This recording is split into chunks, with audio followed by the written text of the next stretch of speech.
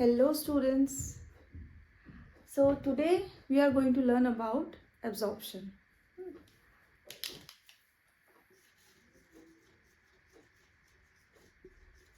Absorption of nutrients. So we know that there are 5 basic steps involved in the process of nutrition. First, tell me, ingestion, intake of food, digestion, which you have already studied about how we break down the molecules, large sized molecules into smaller. So mechanical digestion हो गया and chemical digestion. Then comes the step which we are going to understand today is absorption. Right? This is what we are going to learn today. उसके बाद after absorption how we assimilate those substances, which we will do later, and egestion. So the entire process of digestion which you have learned so far is up till this stage जहाँ पे large size molecules are broken down into small molecules. तो basically digestion का use क्या है? What is the utility of digestion? That the biomacromolecules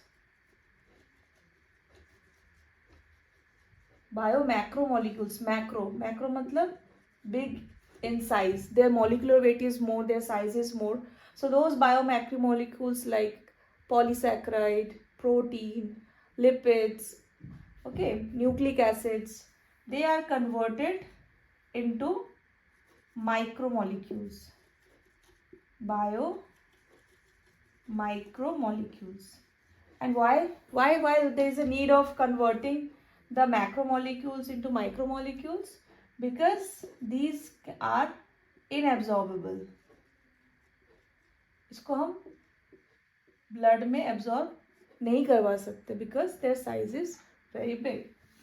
So we have to convert it into smaller form so that they can be easily absorbed in the blood.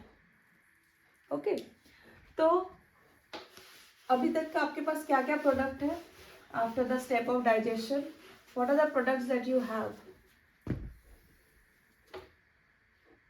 So if you take carbohydrate, polysaccharides.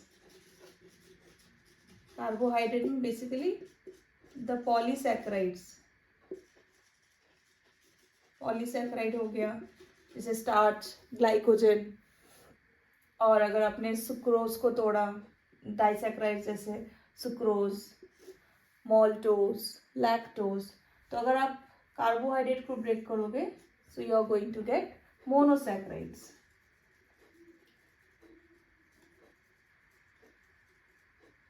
Polysaccharide is a macromolecule.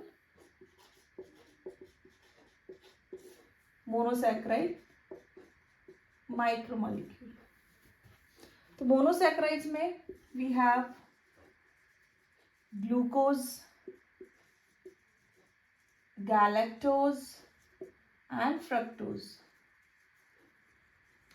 And here we find that glucose is approximately 80% of the total monosaccharide present in the small intestine after digestion. Whereas galactose and fructose, they constitute the remaining 20%. Next, tell me, what is the breakdown product of protein? We get amino acids. We can get very small size dipeptides as well, but ultimately amino acids, 20 amino acids which are found in our body that make the protein. Okay, there are many types of amino acids, but there are only 20 which are capable of forming protein in our body. Then we have lipids. Lipids can break down into fatty acids, glycerol and monoglycerides.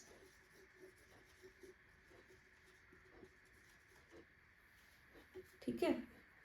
Then what else? Nucleic acid. Nucleic acid like DNA and RNA. इसको break करेंगे तो you will get a carbohydrate pentose made up of 5 carbon. और क्या मिलेगा? Nitrogenous base. और क्या मिलेगा? Phosphate. So this nucleic acid part might be a little, you might get a little confused. But abhi in class 11 you have biomolecules chapter. So once you read that chapter, this thing will become better. The clarity would be more. So the nucleic acids, these are the macromolecules which are broken down into micromolecules. Apart from these, what else do we have? We have water. Obviously, we have water. And we have vitamins. Vitamins are also absorbed. Vitamins are not micro or macromolecules. They are mostly required in very small quantity. Vitamins also we have two types. Tell me, fat soluble and water soluble. Fat soluble we have vitamin A, D, E and K. Their absorption occurs in a different way. And water soluble vitamin B12, vitamin B complex, the vitamin B family and vitamin C. ठीक है, तो इनका भी absorption हम लोग देखेंगे थोड़ा थोड़ा कि कैसे विटामिन एब्जॉर्ब होता है. और आगे आपका मिनरल्स, सॉल्ट्स, इलेक्ट्रोलाइट्स.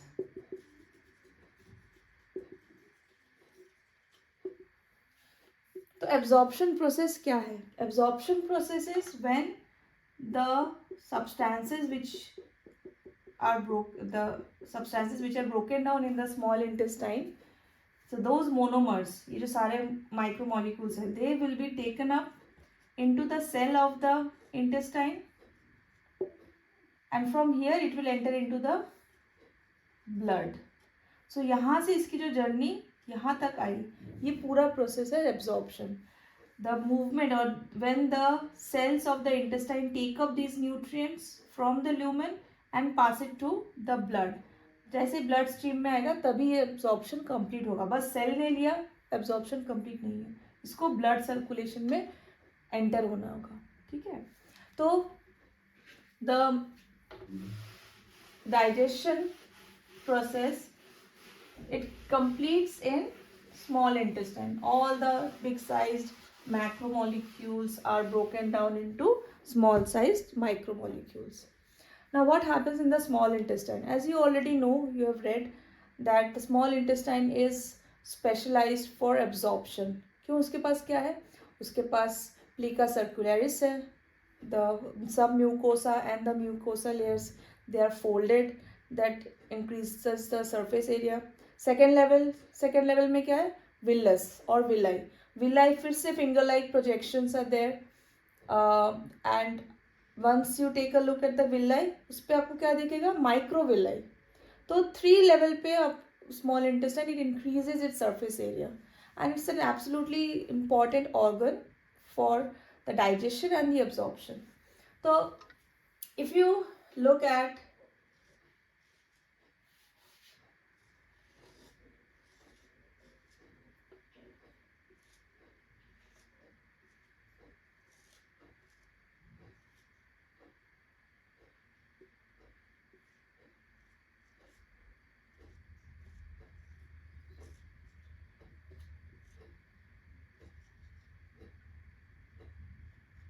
पे ज़्यादा टाइम नहीं लगाएंगे.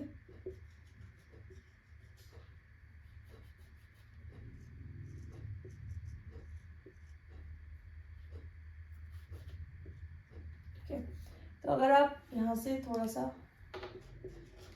स्मॉल इंटेस्टाइन का पार्ट आप अगर काट के देखो, दिस इज अ ट्यूब. हाँ, लंबा सा ट्यूब है, मतलब ये रहा हमारा ट्यूब. सीधे से आप लोग देखें, otherwise it's greatly folded, right. तो आपको क्या दिखेगा? ये बेसिकली आपको यहाँ पे डिफरेंट टाइप्स ऑफ लेयर्स दिखाई देंगे. और किसी एक को अगर आप थोड़ा सिंप्लीफाई करके देखेंगे तो you will find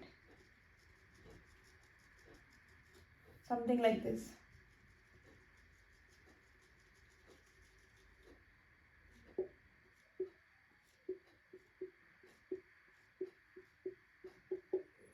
This is just to give you a perspective, give you an idea how. तो ये जो खाली जगह है, ये जो ट्यूब के अंदर, पाइप के अंदर का जो खाली जगह है, this is known as lumen. What are these cells? These are cells found lining the lumen. Okay, there's this around the lumen. So these are the enterocyte. Also we call it as absorptive cell. पूरा जो absorption करना है इसको ही करना है, absorptive cell.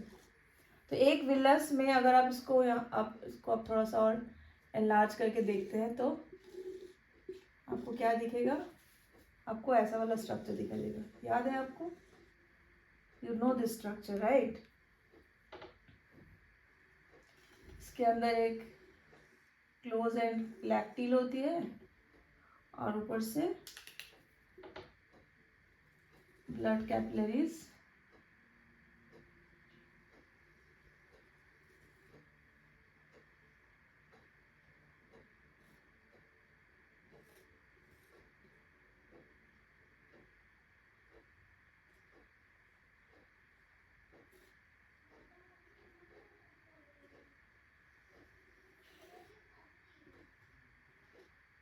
Right, so blood supply होती है and this. और उसके नीचे तो आपको यहाँ पे सारे लेयर्स मिल जाएंगे. जो हमारे serosa, longitudinal muscle, circular muscle, सब म्यूकोसा, जो सारे लेयर्स होते हैं गट के, वो सारे लेयर्स जो मिलेंगे. और इसके ऊपर क्या है? इसके ऊपर है हमारा एंटेरोसाइट. ये सारा है हमारा एंटेरोसाइट.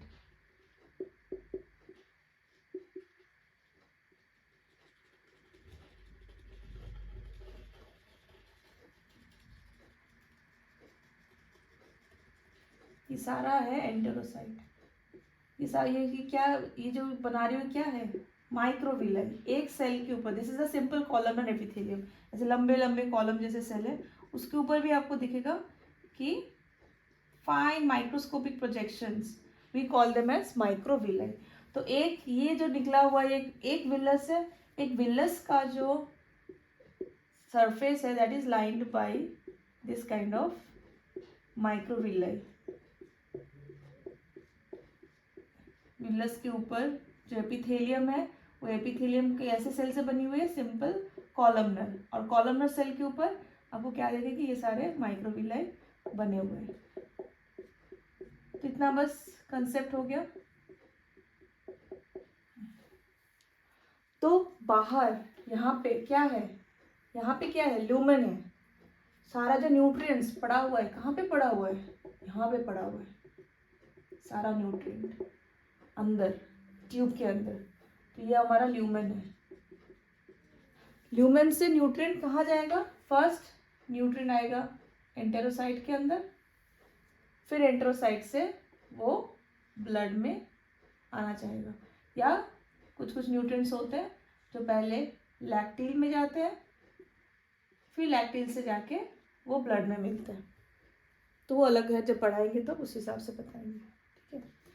तो now we are going to learn how the monosaccharides or the amino acids or fatty acids, glycerol, how they enter into the enterocyte. कैसे उसका पूरा जो जर्नी है वो हम लोग पढ़ेंगे, ल्यूमेन से लेके ब्लड तक. ये जो पूरी जर्नी है that we are going to learn.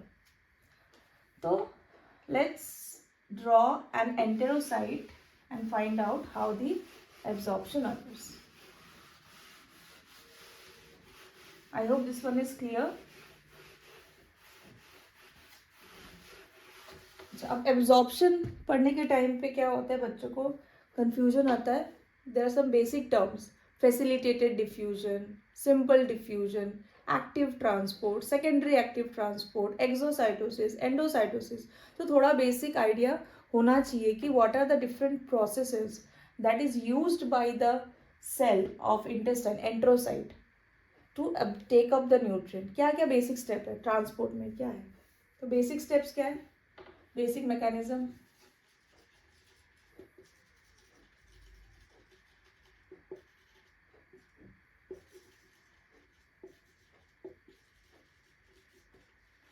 एकदम थोड़ा थोड़ा मैं बताऊंगी।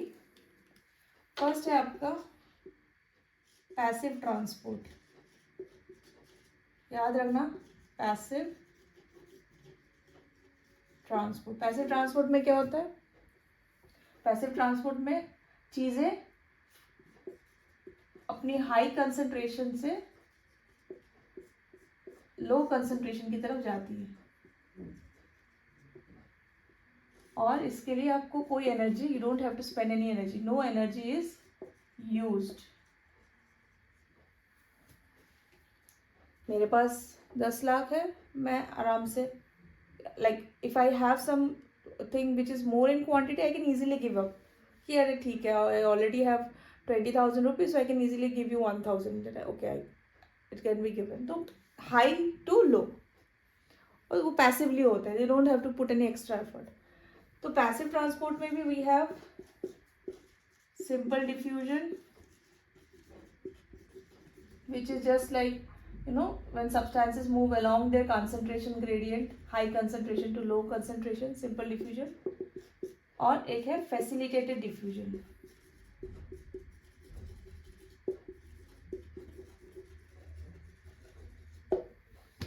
So facilitated, you're facilitating, you're helping, you're aiding।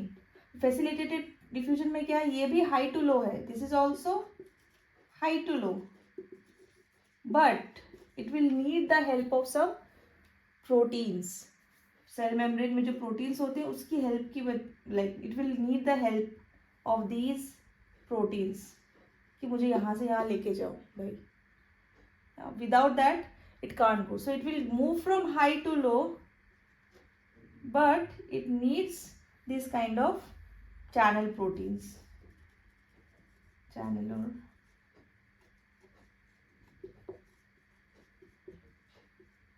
Career proteins. Simple diffusion में no membrane protein required.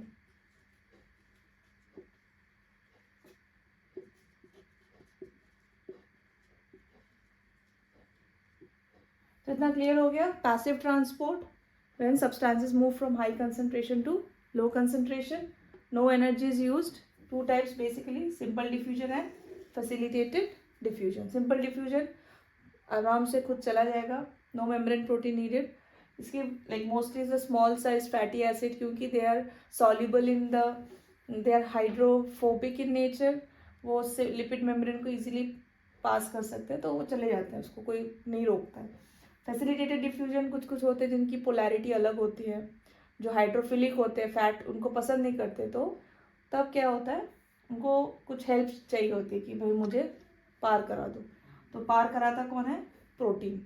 But ये कहाँ से जा रहा है? High concentration to low concentration, और एनर्जी यूज हो रही नहीं, तो ये फैसिलिटेटेड डिफ्यूजन हो गया। और पैसिव ट्रांसपोर्ट में हमारा और एक है ऑस्मोसिस, पानी के लिए। So water goes from high concentration to low concentration across a semi-permeable membrane।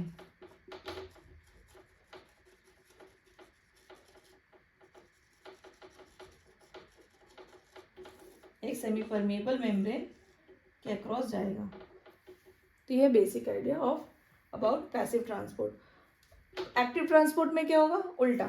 Active transport में substances move from low concentration to high concentration and energy is used. मेरे पास ऑलरेडी 10 रुपये है, but that too you are snatching, so someone who has more than me still snatching the money that I have, तो मैं तो fight करूँगी, भाई मत दो, मेरे पास इतना ही है। तो एनर्जी यूज, आपको एनर्जी स्पेंड करना पड़ेगा, आपको मारपीट करो, झगड़ा करो, छीना-छीनी करो, so that energy is used. So active transport is when substances move against their concentration gradient. अब आपको लग रहा होगा कि ये क्यों इतना, ये सब मैम पढ़ा रही है कि ये तो प्लांट में भी पढ़ा होगा या पढ़ रहे हैं, क्योंकि this is a basic concept but you all must have, जैसे हम लोग ये टर्म यूज़ करेंगे कि facilitated transport, facilitated diffusion, symport, antiport, uniport, को ट्रांसपोर्ट, ये सारे टर्म्स एकदम दिमाग में क्लियर होने चाहिए. जब मैं सिमपोर्ट बोल रही हूँ तो दोनों चीज़ एक साथ जाएगा. हाँ, एंटीपोर्ट हो तो एक इस तरफ जाएगा, एक दूसरी तरफ से आएगा. हाँ, तो दे आर को ट्रांसपोर्टर्स. तो एक्टिव ट्रांसपोर्ट में क्या है?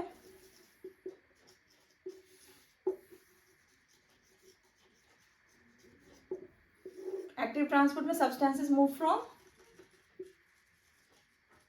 लो concentration to high concentration, and ATP is used, energy is used. ATP, you can say energy is used. और एक अपना होता है एक्सोसाइटोसिस. कुछ छोटे वेसिकल्स होते हैं, पार्सल, जैसे अमेजोन फ्लिपकार्ट का पार्सल. तो इस टाइप के कुछ वेसिकल्स होते हैं which are made up of cell membrane. Okay, तो ये जाते हैं हमारे, जैसे ये मेरा अपना सेल का मेम्ब्रेन, दिस इज अपना plasma membrane of the cell, you can say cell membrane. ये धीरे धीरे इस तरफ जाएगा, फिर इसके साथ फ्यूज कर जाएगा, और इसके अंदर जो भी सामान है ये बाहर आ जाएगा. तो ये इलास्टिक मेम्ब्रेन का बना हुआ है, आएगा, इसके साथ चिपकेगा, अंदर का जो कंटेंट है वो बाहर चला जाएगा. इसको हम लोग बोलते हैं एक्सोसाइटोसिस. ये भी एक ट्रांसपोर्ट है. जैसे फेगोसाइटोसिस में अंदर ले लेते हैं, अमीबा खाना खाता है, 10 में पढ़ा होगा, अमीबा खाना खाता है, फूड वैक्यूल बनाता है, तो एंडो हो गया, और ये बाहर जा रहा है, तो ये एक्सो हो गया, एक्सोसाइटोसिस. तो ये basic concept, the basic mechanism कि कैसे ट्रांसपोर्ट में ये सारे यूज होती हैं. अब चले आएंगे हम लोग understand, let us understand the main absorption part. First we will learn about the absorption of glucose.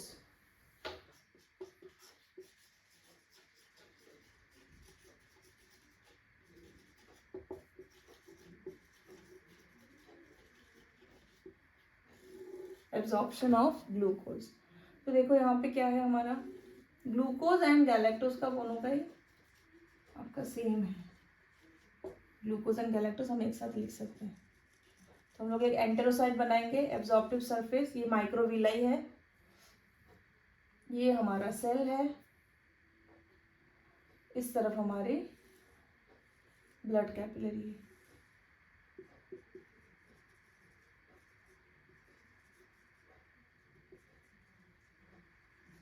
Blood capillary खून लेके आती है, आर्टरी से जो आ रही है, आर्टीरियोल से वो ब्लड लेके आएगी और फिर वेन्यूल से निकल जाएगी. So this surface where the microvilli are there, this entire is what? This is a structure of enterocyte, also known as absorptive cell. और ये साइड क्या है? This side is facing what? Lumen. तो ये पहले मैंने बताया था कि ये ल्यूमेन का पार्ट है. यहाँ पे सारे हमारे न्यूट्रिएंट्स भरे पड़े हैं.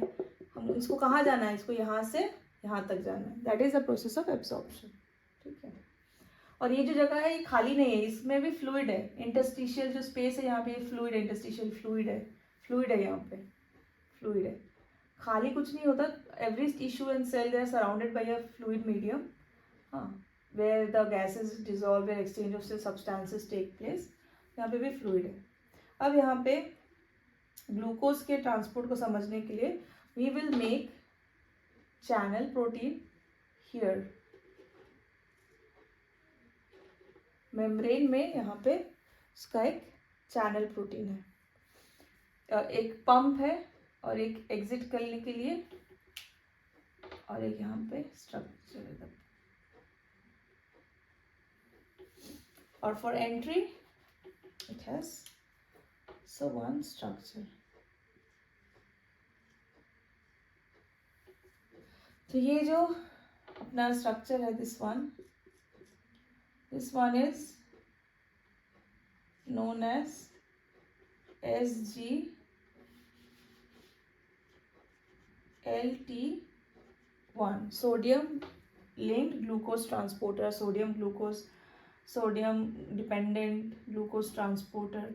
तो कैसे क्या होता है हम लोग देखेंगे इसमें. ये क्या है? ये this this is sodium potassium pump. Pump जब भी टर्म हम यूज करते हैं इसका मतलब ये एटीपी यूटिलाइज करेगा. और ये क्या है, ये और एक प्रोटीन है which helps in sending the glucose back to the blood. तो दिस वन इज GLUT2.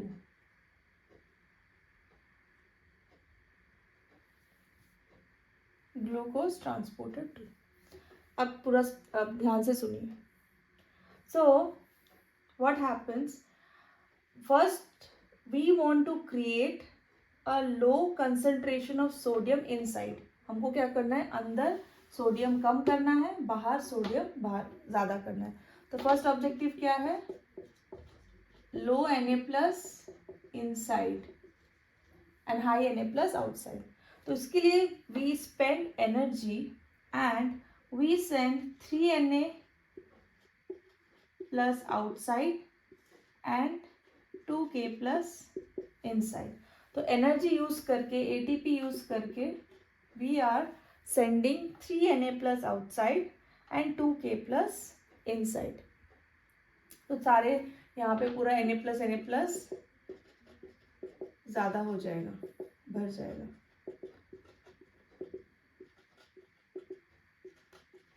ठीक है.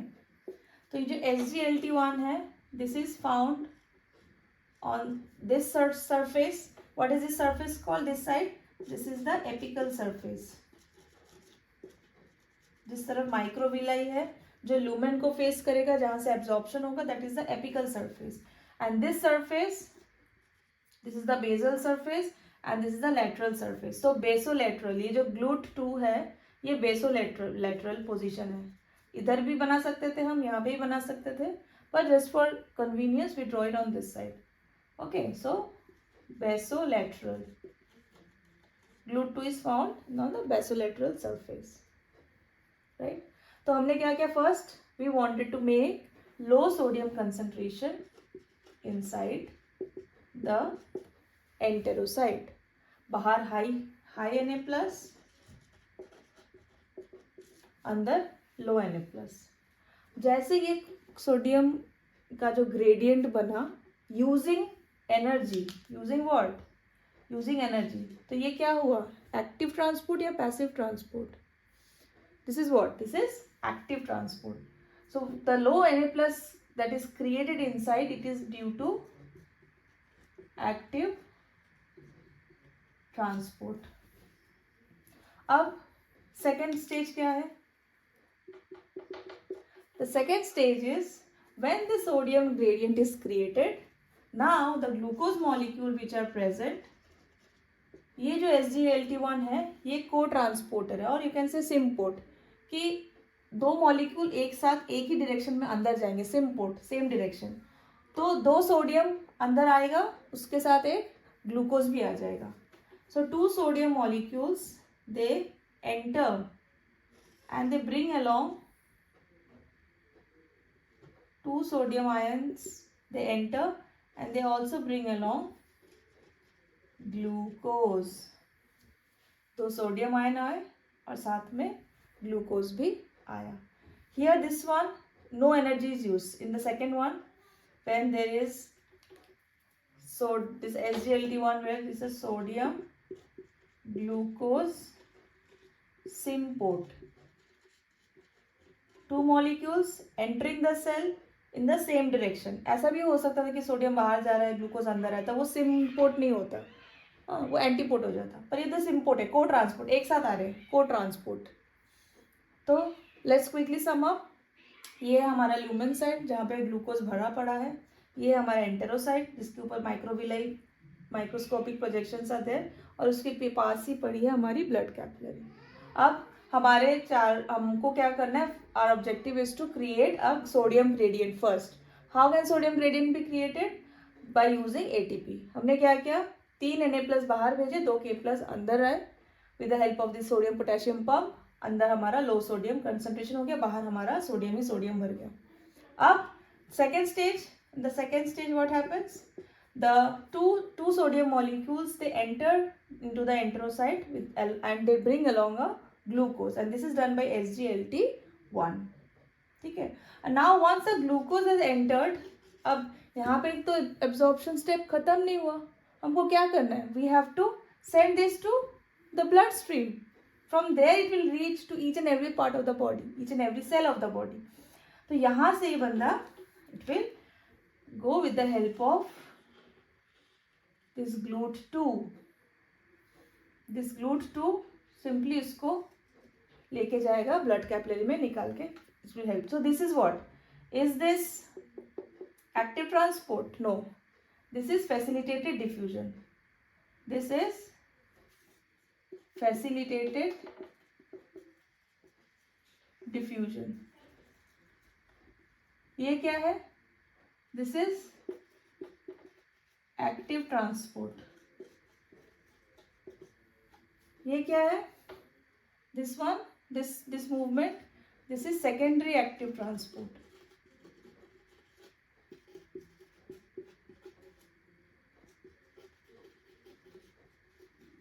एक तरह से देखने में लगेगा कि फैसिलिटेटेड डिफ्यूजन है, यहाँ पे ज़्यादा था, high to low, and with the help of this protein. So एक तरह से लगेगा कि फैसिलिटेटेड डिफ्यूजन है, पर ये फैसिलिटेटेड डिफ्यूजन हुआ क्यों? Because energy was spend first to create the sodium gradient. So we call it as secondary active transport. Secondary active transport here. Then यहाँ से GLUT2 की मदद से ये ग्लूकोज बाहर चला जाएगा. अब आप पूछ सकते हो कि मैम इतना मेहनत करने का क्या ज़रूरत था? इसका मेहनत करने का ये ज़रूरत था कि this GLUT2 is not present here, it is absent at the apical surface, it is present only in the basolateral. अगर ये GLUT2 यहाँ पे होता तो हम ऐसे अंदर लेकर आ जाते, फिर वहाँ से यहाँ पे चला जाता, कोई प्रॉब्लम नहीं था. तो and directly also it can't enter because glucose is polar, hydrophilic. Cell membrane और उसमें ज़्यादा बनता नहीं है, बिकॉज सेल मेम्ब्रेन को फैटी चीज़ें पसंद है. लिपिड का कुछ आता है तो वो पक से ले लेता है, अलाउ कर देता. ग्लिसरॉल भी अलाउ कर देता है. ग्लूकोज को आने जाने में थोड़ा सा प्रॉब्लम होता है, तो इसकी वजह से फैसिलिटेटेड हम लोग डिफ्यूजन करते हैं. तो ग्लूकोज एंड गैलेक्टोज का ट्रांसपोर्ट ऐसे ही होगा, सेम वे में. बट फ्रुक्टोज का थोड़ा सा अलग होता है. ठीक है, फ्रुक्टोज का कैसे होगा? फ्रुक्टोज का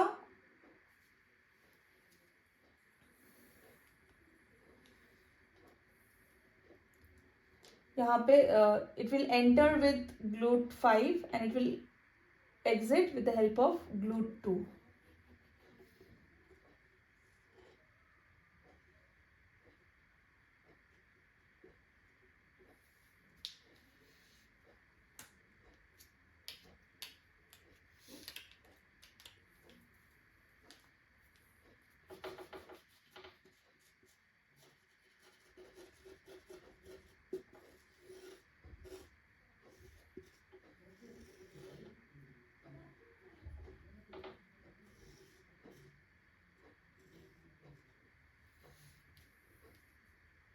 Okay, so that's all.